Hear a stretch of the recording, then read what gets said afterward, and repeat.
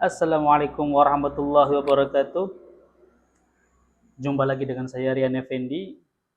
Pada kesempatan kali ini, saya masih ingin membahas tentang Kisru Nasab Ba'alawi. Jadi, kenapa saya sering membahas tentang Kisru Nasab ini? Karena ini sebagai alat agar saya juga bisa ikut berjuang untuk menegakkan pemahaman-pemahaman yang nyeleneh, bahkan sesat, yang itu bisa membahayakan umatnya Rasulullah Sallallahu Alaihi Wasallam. Nah, pada kesempatan kali ini saya ingin memperlihatkan video dari Gus Koyum Lasem. Beliau ulama besar di kalangan Nahdlatul Ulama. Beliau seorang alim. Beliau seorang ulama yang produktif juga, dan beliau juga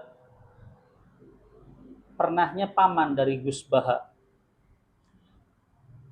Nah, beliau menceritakan bahwasanya dahulu ayahnya bercerita kepada beliau tentang bagaimana Ki Haji Hashim Asy'ari begitu hormat terhadap habaib.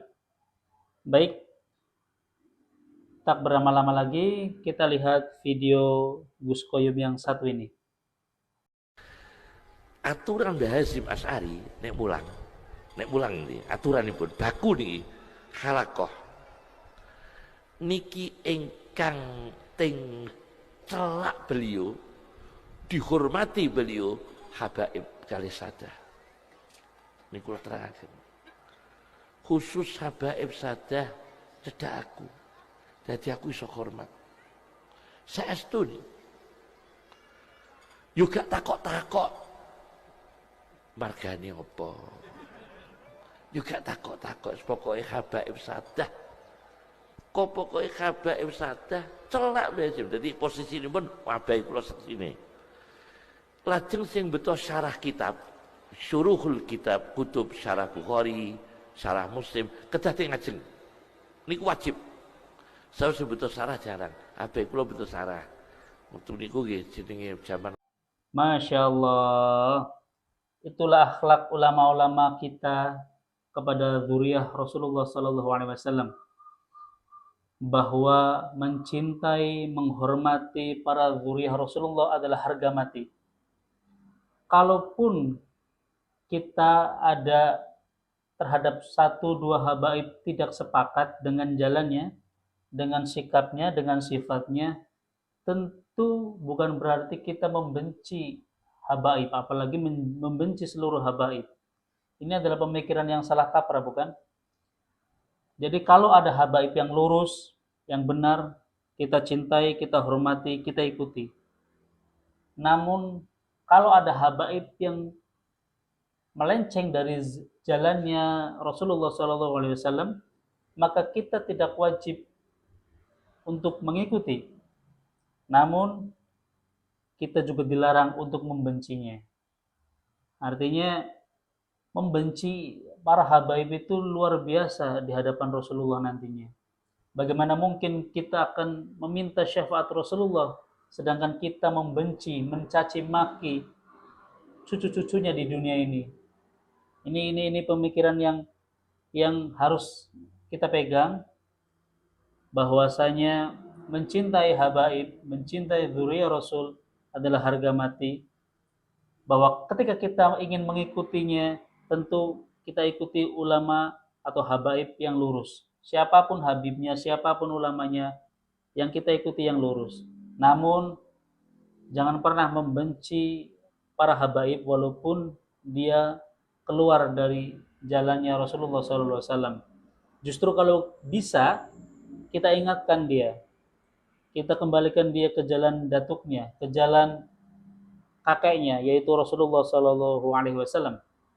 Baik, di video yang kedua berikut ini, nanti saya akan tampilkan video Gus Kausar yang sekarang juga lagi viral beliau.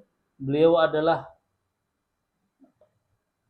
salah satu masyayikh, bahkan pemilik dari pondok pesantren Ploso.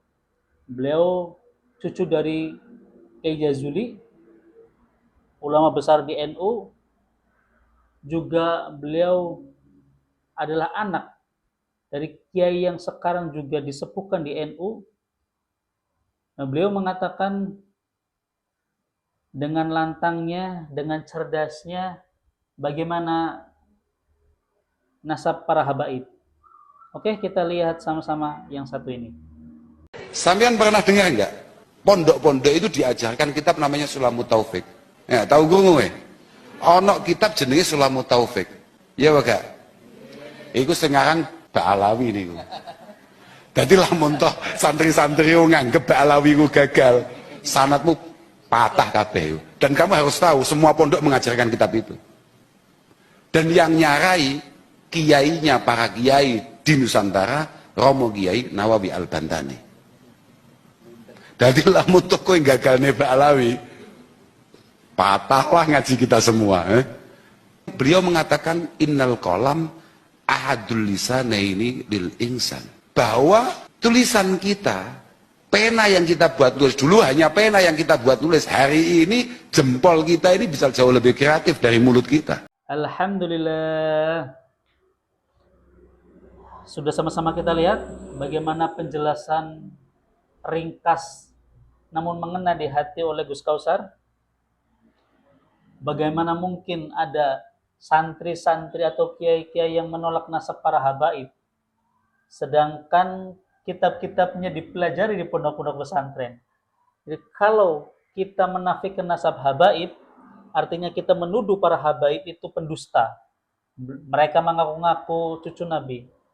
Nah, kalau kita tuduh mereka pendusta, lalu bagaimana dengan karangan-karangan kitabnya yang kita pelajari? Bagaimana mungkin kita belajar terhadap pendusta? Ini kan sesuatu yang saling bertolak belakang. Jadi logika kita harus kita pakai. Ilmu kita pakai, logika kita pakai, maka kita terhindar dari aliran-aliran sesat seperti yang dibawa Imaduddin, Gufroniyah, Mama Gufron yang lagi-lagi bilang makoli inna rahmatan aneh, ini lucu.